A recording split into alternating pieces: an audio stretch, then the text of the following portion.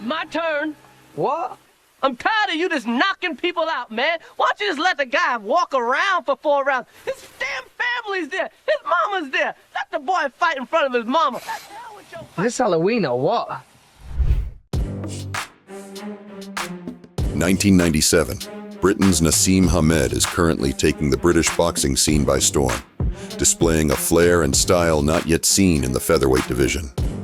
He has brashness and confidence that is only matched by his devastating power.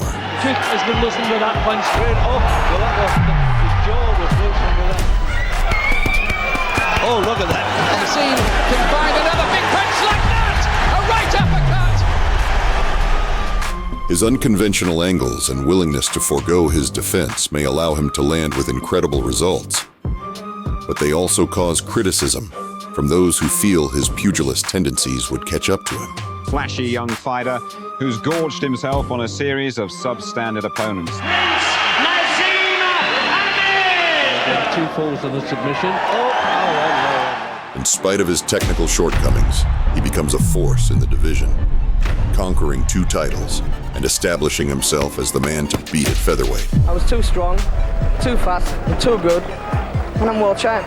He now sets his sights on the biggest stage in the world, New York City, to prove to Western audiences that he's not just a regional sensation, but an all-time great, looking to plant his flag on American soil. Waiting for him stateside would be a native New Yorker who was looking to answer his own critics, who had written him off at the championship level. I let all the critics, I want to tell all the critics out there that said I was washed up and finished in your face. Okay. Tonight and I showed you.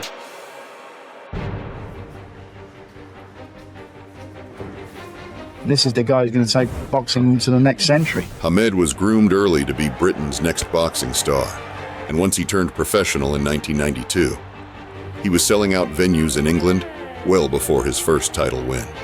A rarity for a featherweight fighter to garner so much attention. And once he legitimized his campaign by capturing the WBO title against Steve Johnson, the hype train was in full effect. He brought it right from the floor, right up the middle. Because all he's doing is hitting the knife. I think Robinson, oh, he's got him! Down goes Robinson!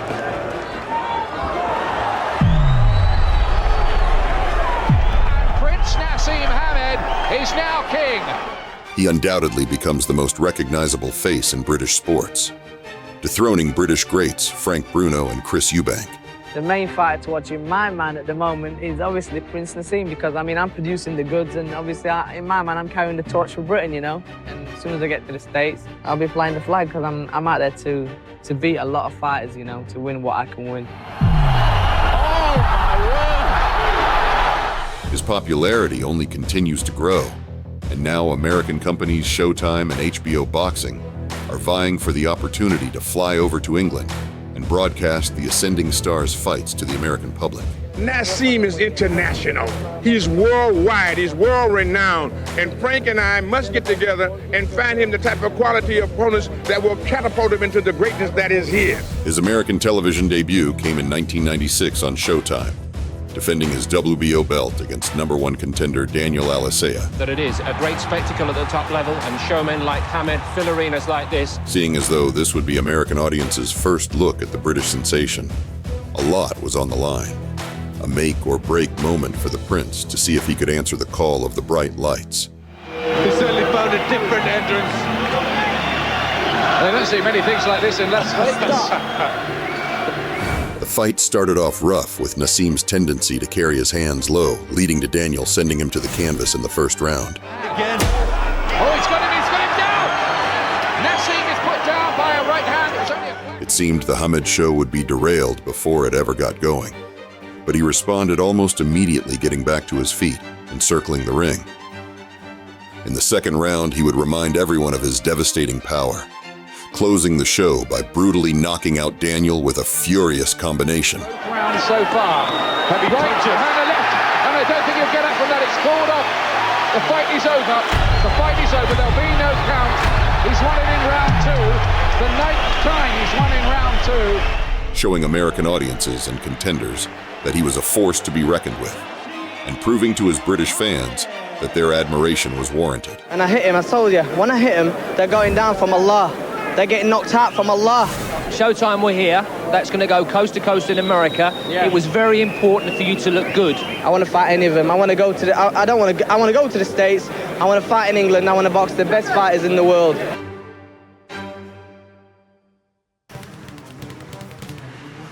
Around the same time, Kevin Kelly was in the rebuilding stage of his career after losing the WBC title against Alejandro Gonzalez. Critics believed he was damaged goods, but a tough win against Louis Espinoza proved otherwise, setting him back on the path for another championship run. Kevin Kelly, at 28 years old, you finished him through. I said, I can't be finished him through. I'm 42-1. How can you say I'm finished? He then met Roy Jones's stablemate, Derek Gainer, in a 1996 title eliminator. It was a grueling fight that saw the young Gainer gain the advantage early, landing combinations on Kelly and putting him down twice. 3-punch combination, 4 punches, 5 punches, 6 punches by Gainer, and Kelly goes down, and his right eye is a mess. It was now desperation time. He knew he had to find the perfect punch, or else the referee would stop the fight. One thing you gave to see, he said he could not see. Yep. Gainer got way overzealous and began letting his hands go, leaving himself wide open to one of the hardest punchers in the division. Now, both sides bleeding. Down goes Gainer. A left hand, a big left hand, and Gainer may not get up. He will not get up. Kelly showed why he was still a championship-level contender, that if overlooked, would gladly show you what the ring lights look like. Kevin Kelly is a quality athlete. He's a real prize fighter. This is what real prize fighters do.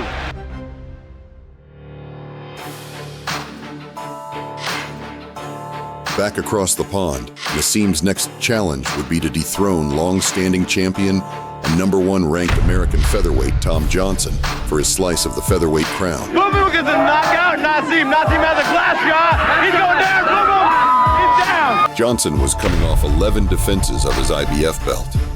A real test for the young Hamed to challenge against someone this well seasoned at the championship level.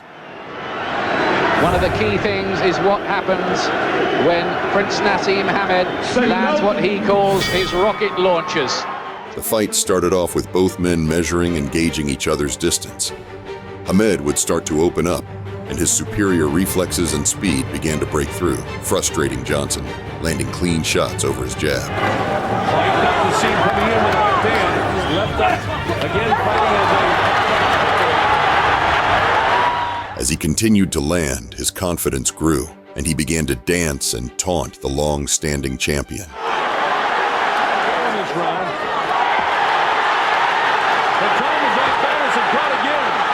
And in the 8th round, Hamed unleashed a devastating barrage of punches, sending Johnson down. If Nassim can find another big punch like that, a right uppercut! The ref had decided he'd seen enough, and Hamed became the 2-belt champion at featherweight. Championship of the world to his WBO belt. But despite conquering an American, the narrative on Nassim was still ongoing. On the other side of the Atlantic, people have not been convinced about you. What do you say to them now? What can I say? You're looking at a legend soon to be. I mean, there's time to prove, but I'm going to prove it, and I'm going to do it and bring it back to Britain, back to Sheffield.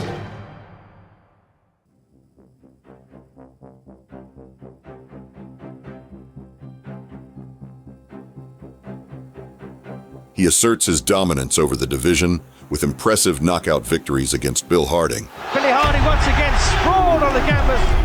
Then again against Juan Cabrera. Oh, another right uppercut to left. And that's it. That's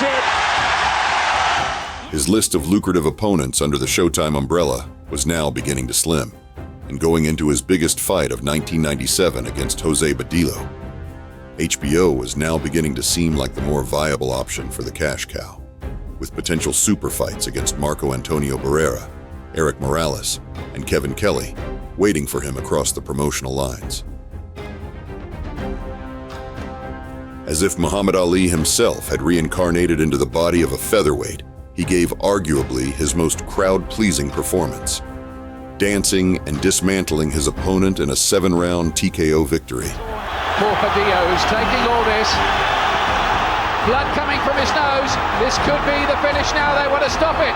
But Dio's corner want to stop it. And sitting in the front row would be his HBO tryout, and Mr. Hail Mary, Kevin Kelly. He's right in front of me, and I can honestly tell him that I'm going to knock him spark out. I'm going to knock his spark out. What are you going to say to that, Kevin? Relax, baby. You relax. You gonna get knocked out Let me tell you. in your hometown. Naj, you had a great performance. New York. Be nice and hyped. Madison Square Excited. Garden. I'm going to smoke your boots. We'll see. Kelly would now attempt to defend the fortress, MSG, against the invading Brit. The crowd welcomed their hometown fighter to a hero's welcome. But standing across from him was a budding star who looked ready to capture his biggest moment. Would Nassim prove his haters wrong and complete his conquest to America? Or would the comeback story of Kevin Kelly continue? Try to start fast and put the pressure on straight away. The first 2 seconds into the round, neither landed.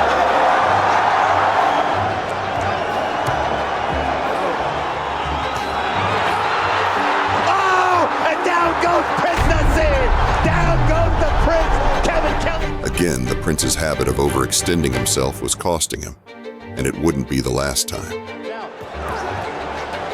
No Cornell Whitaker move. Down he goes again.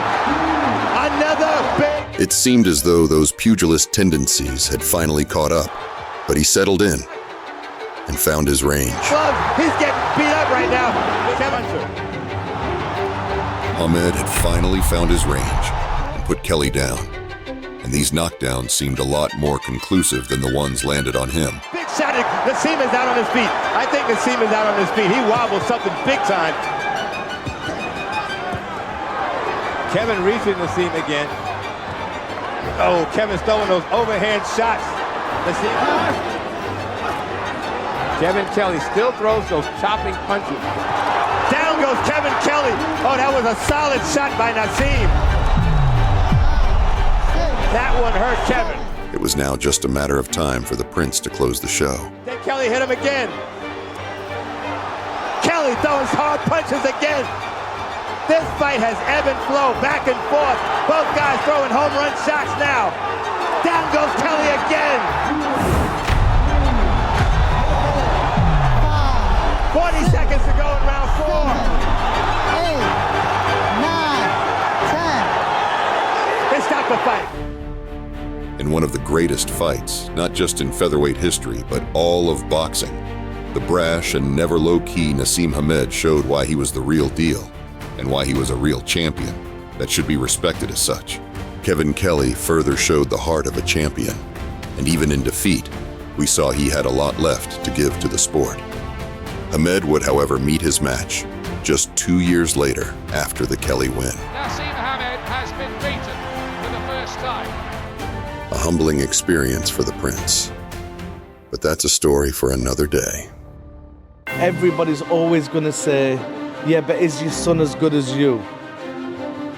Who's going to be as good as me? Mr. Nassim with that punch straight off.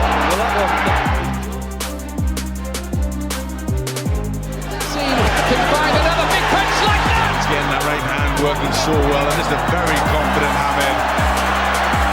Look at this, I think. Both rounds so far. Heavy right to